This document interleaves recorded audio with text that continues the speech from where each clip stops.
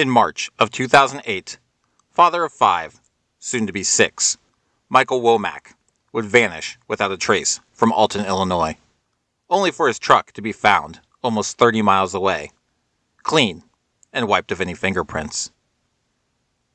Then, in July of 2011, father of 2, Jared Hanna, would leave his home in Jerseyville, Illinois. After failing to pick up his daughters, Jared's pickup truck will be found almost 70 miles away, abandoned and out of gas. Potential sightings of Jared before the truck was found would surface, but no answers would come. This is Midwest Mystery Files, Episode 32, The Disappearances of Michael Womack and Jared Hanna. Hey you! Yeah, you! The one hearing us right now. Welcome to Cryptic Soup. I'm Thina. And I'm Kylie. We wanted to say hey and tell you about our podcast. It's a podcast we both host where we talk crimes, cryptids, murders, and a lot of wild stuff in between. You can find Mothman, Jeffrey Dahmer, SeaWorld, Spectrophilia, Casey Anthony, or even Skinwalker Ranch to be just a few of the crazy topics we cover. We even do some fun urban legends to make you feel like a kid at the campfire again. We're just two best friends hanging out, diving into all the things that your coworkers think you're a weirdo for wanting to talk about. We have a new episode every Tuesday at 3 a.m. Eastern Standard Time, and we're always open for case suggestions. Our Instagram is @CrypticSoupPod, where our DMs are always open, so slide on in. We always want to hear your opinions about any cases and episodes we cover. You can find our episodes on Spotify, Apple Podcast, and most podcasting platforms. At Cryptic Soup Pod, the menu is always overflowing with crazy topics you'll want to hear about. So join the conversation today and come hang out with us. Stay tuned.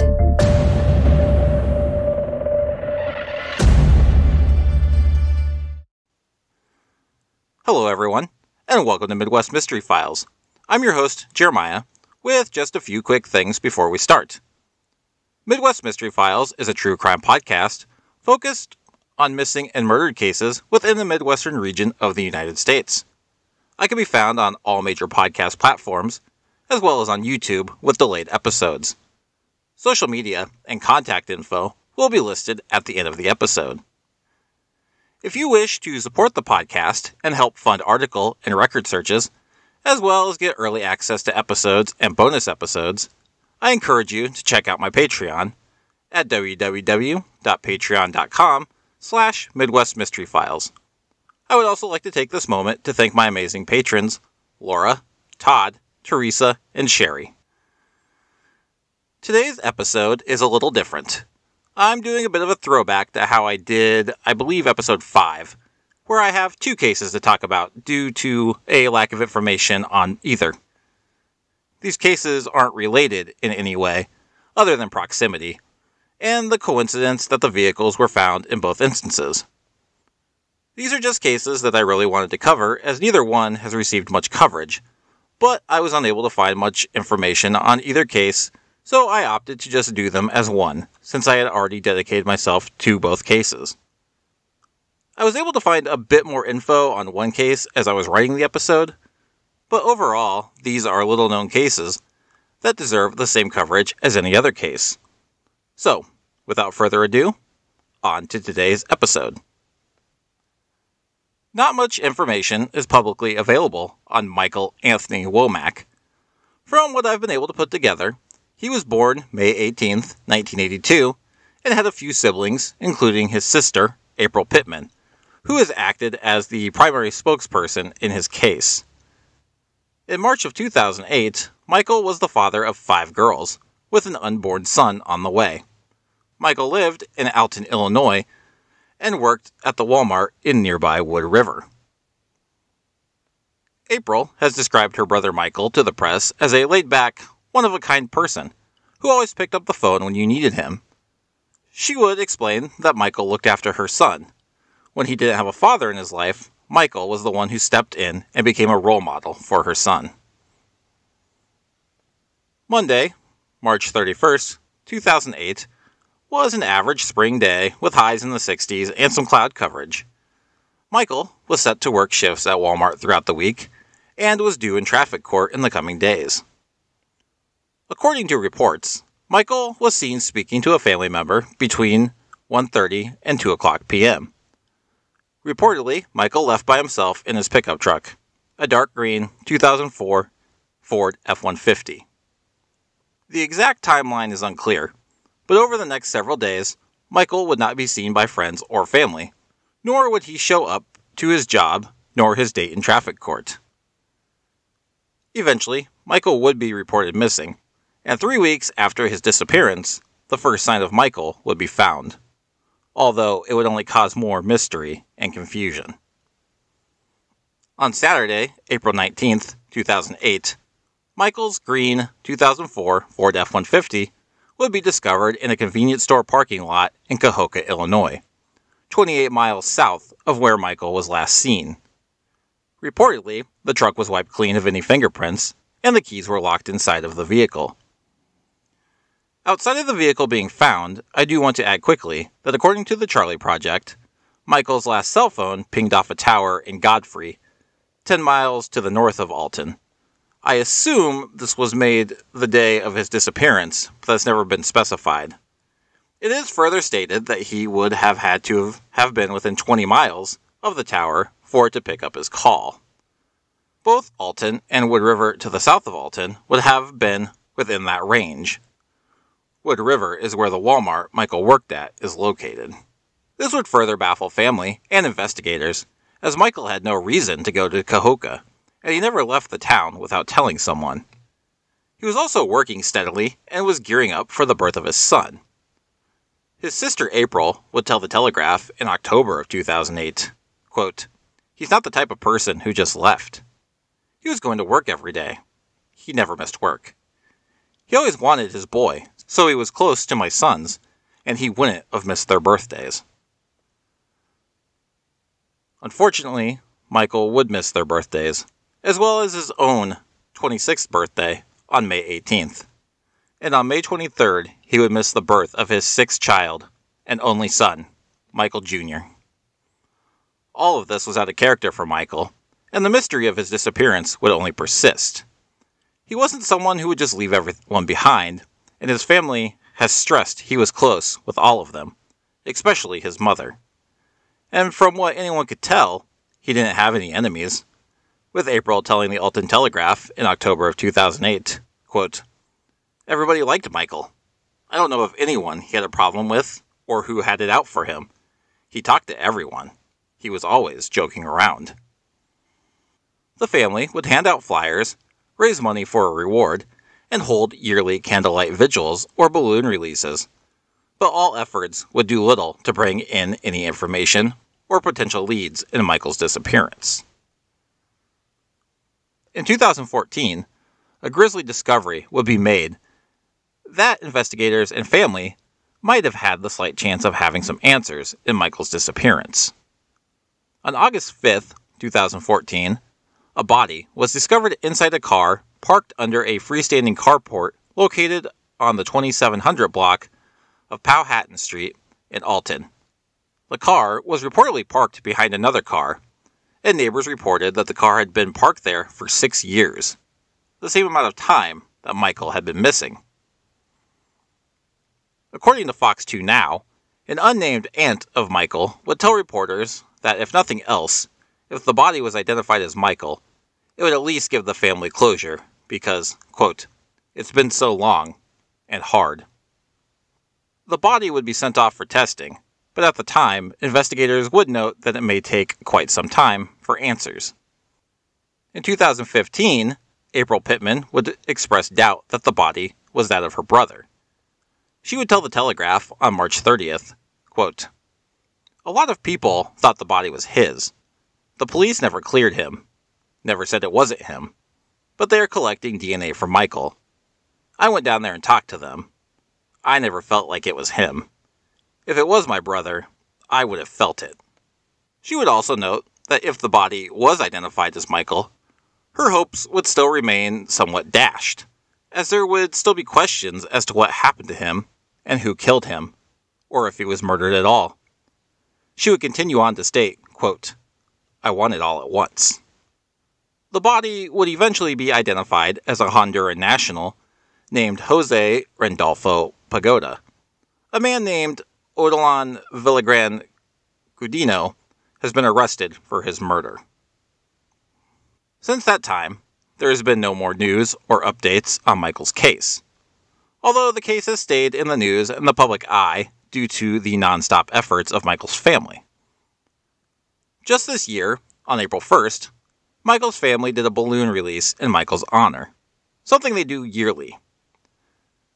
April Pittman remains hopeful and prayerful, but would tell the Telegraph in March that staying positive wasn't always easy, saying, quote, "As the years go by, it makes me feel like I may not see him again.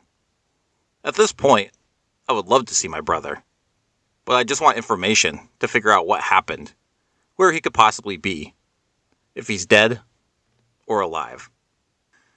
It's been 15 years since 25-year-old Michael Womack disappeared without a trace, only for his vehicle to be found a few weeks later, abandoned and wiped clean of fingerprints.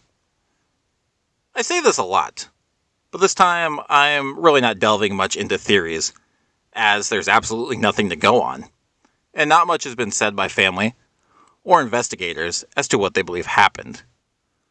All I can really say is that it's certainly suspicious that a man who had been there for all 5 of his children, as well as his nephews, and was excited for his boy to be born in the near future, would just up and leave, only for his truck, completely wiped clean, to be found almost 30 miles away. Obviously, until answers are found, we can't 100% rule out the idea of him leaving on his own accord, but everything here screams foul play, at least to me. Although to what length and why, I'm not going to speculate. All that matters is that a son, brother, uncle, nephew, and most importantly, a father, went away one day and never came back. And in that time, a family has been left wondering what happened, with absolutely nothing in the way of answers. 6 children have had to grow up without a dad. Ashlyn Womack would tell the Telegraph in March of 2023, quote, "I remember you every day, but missing you is a heartache that never goes away until we see each other again. You will forever be my sunshine each and every day." Tori Womack would state, quote, "Some days I'm lost and some days I'm angry, but every day I pray for answers and closure. My dad will always be remembered and live through me forever." Michael Womack Jr., quote, "What hurts the most is that I never got to run up to my dad and hear, 'I love you, son,' or 'I'm proud of you,' but I know he does." Michaela Womack, quote, "I love and miss my dad. I really wish I knew what happened." Micaiah Womack, quote, "We all hurt, and we all feel some type of way. I will never give up, and I'll never stop searching for answers." Jasmine Womack, quote, "I miss you in ways that not even words can understand. Dad, I wish you were here, but I know you'll be back." When last seen on March 31st, 2008, Michael Womack was described as a 25-year-old black male, standing 5'7" and weighing 165 to 174 pounds. Michael has black hair, brown eyes. He has a tattoo of praying hands on his forearm, a birthmark below his right eye, and a scar above his left eye. His hair was braided at the time of his disappearance. He has a catheter opening on the left side of his chest due to past treatment for lymphoma. He was last seen in Alton, Illinois, wearing a blue denim Rocawear pants and jacket set, a brown shirt, brown boots, and a brown baseball cap. If alive today, he would be 41 years old. If you have any information on the disappearance of Michael Womack, please contact the Alton Police Department at 618-463-3505. If you're looking for any additional information, the Alton Telegraph, as well as the Riverbender, offered the most amount of information. You can also join the group, Mike Womack, We Miss You, on Facebook. What do you get when you mix someone who loves true crime and horror movies with someone who's afraid of their own shadow? Someone like you? Yeah. I'm glad you asked. You get the perfect podcast. We're Carmen and Joanna of Live, Laugh, Murder podcast. We're not your typical true crime show. Here at Live, Laugh, Murder, we tell stories that might be true crime or they might be the plot of a horror film. Can you tell the difference? Don't worry though, because all is revealed by the end. We are true crime sometimes. So check us out. We release bi-weekly on Saturdays. And remember to live, laugh, but never what, Joanna? Murder. Never murder. Thanks, guys. Thanks. Much like Michael, not much information is available about Jared Hanna's early life. What we do know is that at the beginning of July 2011, Jared was 28 years old, living in Jerseyville, Illinois. He was divorced with 2 young girls, ages 3 and 6 at the time, with whom he had custodial guardianship. Jared worked for Oros and Bush Application Technologies, a company that contracts with municipalities for water plant lime sludge removal, so he did spend a bit of time on the road. During that time, Jared's sister, Hannah, would watch the girls for Jared. He's been described as goofy, loyal, loving, and quite the jokester. Saturday, July 2nd, 2011, was a hot one, with highs jumping up into the 90s. But Jared found himself with some free time, as his girls were with their mother for the weekend in St. Louis, Missouri, and he was going to take advantage of it. His overall plans for the day were unknown, but it's known he took bait and fishing gear with him, so it's easy to assume that he had some plans to at least fish. It's known that Jared left his home that day at around 11:30 a.m. No one saw Jared for the next couple of days, which most likely wasn't too much of a red flag for anyone. That would change, however, on the evening of July 4th, when Jared's ex-wife would contact Jared's sister, Heather Hanna, to ask if she had seen Jared. She informed Heather that Jared was supposed to pick the girls up sometime during the evening on July 3rd, but had never arrived. Concern would grow on July 5th, when Jared's mother, Pat New, would receive a phone call from the Clinton County Sheriff's Office that the vehicle Jared had been driving, which was registered to Pat, a white 1990 GMC Sierra, was found abandoned and out of gas on Jolliffe Bridge Road in rural Centralia, Illinois, about 70 miles southeast of Jerseyville, where Jared resided. A deputy had first seen the vehicle parked on the evening of the 4th, and then called it in when he saw it was still there the next morning. At this point, the family would formally report Jared missing, and with authorities in Jersey and Clinton County both looking into the disappearance, it wouldn't take long for a tentative timeline of events to be formed.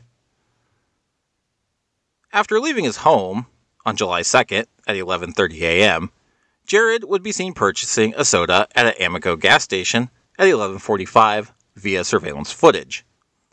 His cell phone then pinged off a cell phone tower in East Alton at 12:30. East Alton is 22 miles south of Jerseyville and would be right on a likely route Jared would take if headed to the Centralia area. Reports state that there was some further cell phone activity in the Centralia area that evening, including Jared calling his ex-wife at approximately 9:30 to check on his daughters, but never anything after that.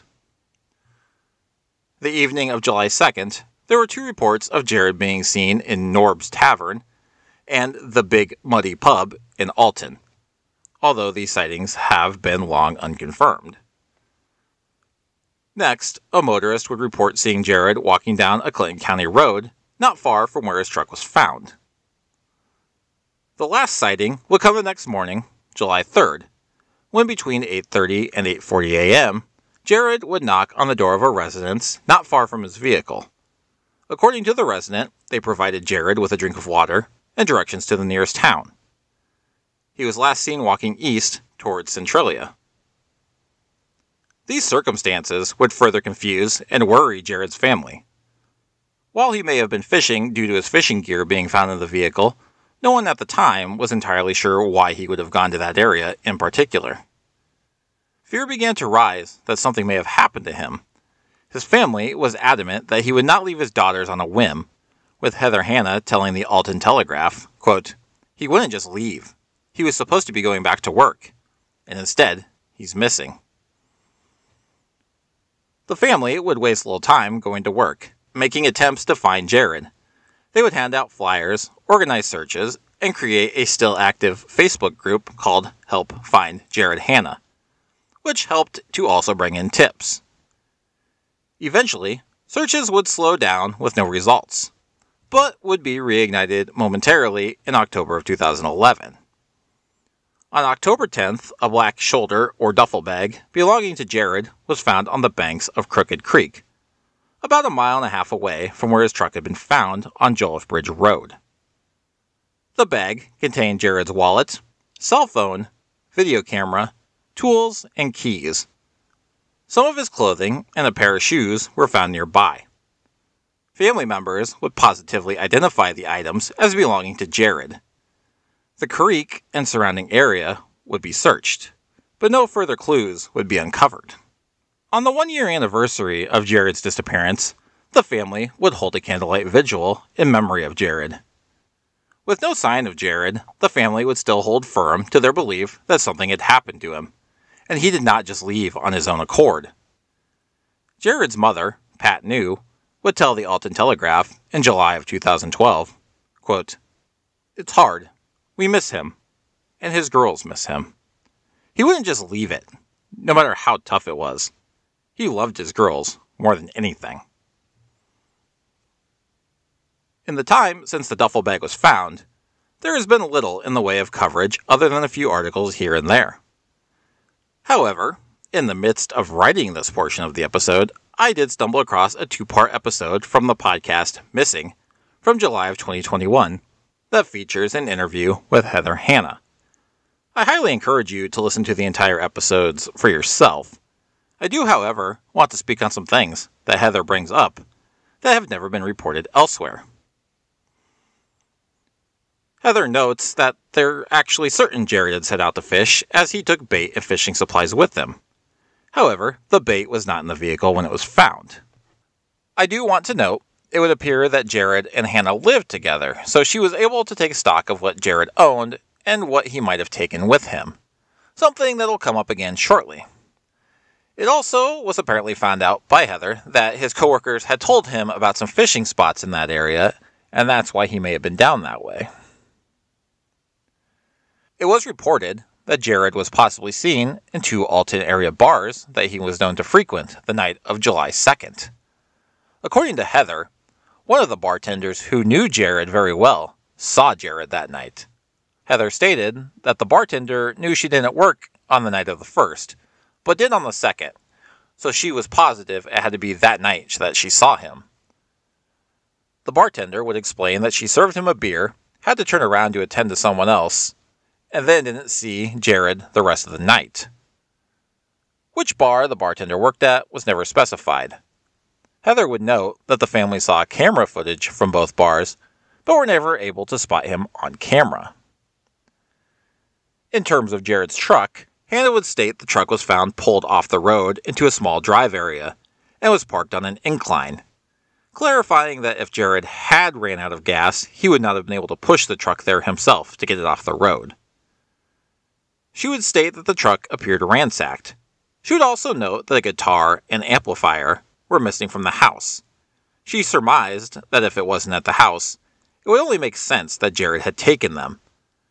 They were also not present in the vehicle, pointing to the possibility they could have been stolen. It's been long believed that Jared ran out of gas. Heather would note, however, that when they added gas to the tank, the vehicle started right up. She would explain that she had spoken to mechanics who informed her that with a vehicle of that age, if it had been drained completely of gas, it would not start up right away. The gas pedal would need to be primed several times to get the fuel back into the fuel system. If, however, the gas was siphoned out, there would still be enough residual gas that it would start easily without being primed. Heather would express that she believed the vehicle was possibly placed in the spot and the gas siphoned to make it appear that Jared had run out of gas. Clinton County, where the truck was found, and who has primary jurisdiction, declined to process the truck. However, Jersey County would process and discover at least one fingerprint that did not belong to Jared, although Heather was unsure where on the vehicle it was found. When it comes to the black duffel bag of Jared's that was found, Jared's phone was missing the SIM card, and the digital video camera he had packed was missing his memory card. Heather would also note that she believed the clothes found in the bag was possibly the clothes he was wearing when he left the house.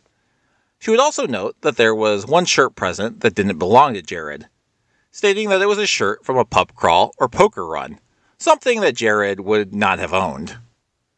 Heather also estimated that Jared would most likely have around $300 in cash on him, as that's mainly what he carried and he didn't have a bank card.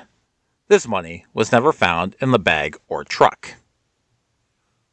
As far as the two sightings in Clinton County, it was said that the man seen walking on the road around midnight on July 2nd was wearing a white A-shirt, which again was something that Jared would not have owned. As far as the man who showed up at a residence on the morning of July 3rd, Heather noted it was strange that if it was Jared that he would need to be asking for directions, as he had worked in the area and knew it quite well. It was also noted in the missing podcast that the area of Jolliffe Road is no stranger to crime or even missing persons cases, as there have been a handful of cases in the area, and the area is said to be a hangout for hard drug users. I should also note that while I found varying crime statistics for nearby Centralia, its crime rate does sit somewhere around 2.5 times higher than the national average. Last thing of note is that according to Jared's ex-wife, when he called to check on his daughters, she could hear fireworks in the background, but she did not know where he was calling from. According to Heather, fireworks could have been happening anywhere from Centralia to Alton or even across the Mississippi in St. Louis. With all these revelations, it adds more mystery and concern to an already baffling case. In 15 years, there's been little in the way of answers, with plenty of questions. When I initially began writing this, before finding Heather's interview, I really didn't have much in the way of theories. If I'm being honest, my concrete speculation was that this sounded like a case of someone running out of gas, heading out on foot, and then possibly succumbing to the elements. According to weather records via Weather Underground, temps were well into the 90s that day with high humidity. I never really thought it outside the realm of possibility that Jared could have cut through a field or wooded area and maybe succumbed there. However, now I think it is worth looking a bit more at other avenues. There is still the possibility that the first theory holds some water. There's always the chance that Jared wanted to get some early morning fishing in, and while he was fishing, the vehicle was ransacked and the gas siphoned. He then had to start walking, which is when he could have stumbled upon the residence to ask for directions. Heather stated that he knew the area well, but there could have been a chance in the heat that he could have got turned around and needed reassurance that he was on the right path. The biggest thing with this is that Heather would note that the location where the truck was found was not near any of the potential fishing areas Jared had been told about, and the pond that was nearby was shallow and not one that would have been good for fishing, if it even had any fish in it at all. Where things get weird is the discovery of the black duffel bag and the items inside. The clothes Jared was wearing when he left the house, being with the bag, isn't particularly a red flag to me. He could have easily had a change of clothes and switched them out. It's more the location and everything else with the bag that concerns me. While I imagine if Jared left on foot he would take his bag with him, I find it doubtful he would put the phone in his bag rather than carry it on his person. The removal of the cards from the camera and the phone are also strange, primarily the phone. From what I've been able to learn online, a SIM card in a flip phone like Jared had would hold very little information to track where Jared or the phone could have been. However, if he did run afoul of someone who was not very tech-savvy, the culprit could think removing the SIM card would give them some sort of advantage of not being found. I really have no guess on the camera card, though. On the topic of the bag, it was found near a creek. So, some have speculated that Jared fell in the creek and drowned. Heather would note, however, that he was a good swimmer and it was unlikely this would be the case. My own personal note on this, I'm not entirely sure the depth and width of Crooked Creek, However, in my experience, creeks are not exactly something where the water levels get high enough for someone to drown in, at least a full-grown adult. Not to say they can't get high, but that tends to happen more during something like flash flooding. Sure, there could be a circumstance where he had lost complete consciousness and fell in and drowned, but again, I find it unlikely.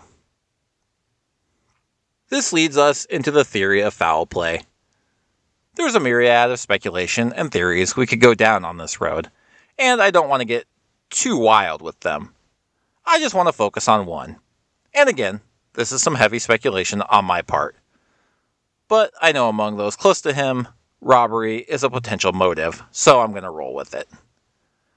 We know that Jared was potentially seen in 2 Alton bars on the evening of July 2nd, with one bartender who knew him well feeling positive that she saw him. We also know he was potentially somewhere near fireworks, based off the word of his ex-wife and what she thought she heard. What if Jared Hanna did go out that day, did some fishing, and then decided to stop for a beer in Alton, with fireworks happening shortly afterward? Seems likely enough. Then one of 2 things could have possibly happened. Either he unintentionally ran afoul of someone, or he was accosted during a robbery and things went way south, with either circumstance having a deadly ending. The culprit or culprits then took Jared's truck, siphoned it as the family speculates, searched the truck for anything of value, and then stashed Jared's duffel bag near the creek. The bag was reportedly found under a deer stand. They could have possibly known it was going to be found, and there was a chance authorities would just think he had drowned. The man knocking on the resident's door in the morning was just more of coincidence and was not, in fact, Jared. This only leaves the question of where Jared's remains would be, but aside from the fact that this whole area was near the Mississippi River, I don't want to just start throwing any further ideas around. This whole thing, as I always stress with my theories, is speculative, but when you start connecting the dots, it doesn't seem completely unlikely. But until Jared is found, or someone comes forward, we will never know for sure. What is known is that a dedicated father, son, and brother went out one day and has yet to come home. In the 12 years since his disappearance, his 2 young girls have had to grow up without a father, and Pat New, Jared's mother, has passed, never getting answers to what happened to her son. Jared's case, much like Michael Womack's, has received very little coverage over the years. Family has fought hard to keep his name in the news and to keep hope alive. When asked by Missing what people could do to help, Heather simply stated the biggest help would be to spread awareness. This is where you, the listeners, come in. Myself, or even the guys at Missing, can talk into a microphone and put episodes out, but I highly encourage everyone who listens to share this episode. Share the episodes from Missing. Share any resources you may look into. Even join the Facebook groups. Not just for Jared's sake, but also for Michael's. People and awareness can be some of the biggest helpers to bring someone home, or at the very least, bring families closure. When last seen in 2011, Jared Hanna was described as a white male, 5'7", 195 pounds, with black hair and brown eyes. His hair was a buzz cut at the time. He also has a scar on the back of his head and on his right foot. He was last seen wearing a t-shirt, jean shorts, and tennis shoes. His last confirmed sighting was July 2nd at 11:45 a.m. at a Amico convenience store in Jerseyville.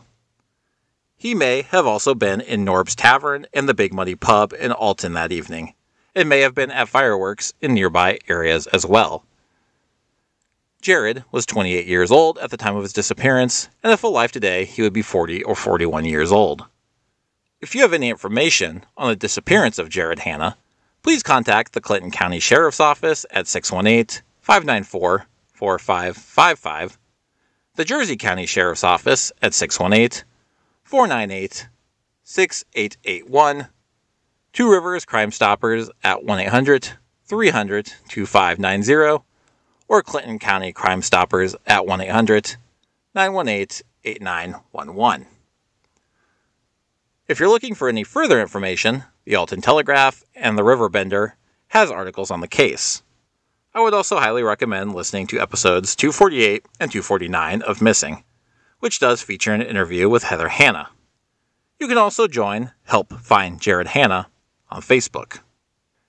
If you wish to let me know what you think happened, have case suggestions or comments, or just want to follow me and the show on social media, I can be found on Instagram at Midwest Mystery Files, X at Files Midwest, and on Facebook by searching for Midwest Mystery Files. You can also email me at midwestmysteryfilespod@gmail.com. I do also post photos and sometimes links relative to each case on social media, mainly on Facebook and Instagram. Lastly, if you're listening on Apple Podcasts, Spotify, or Good Pods, please feel free to rate and review the show.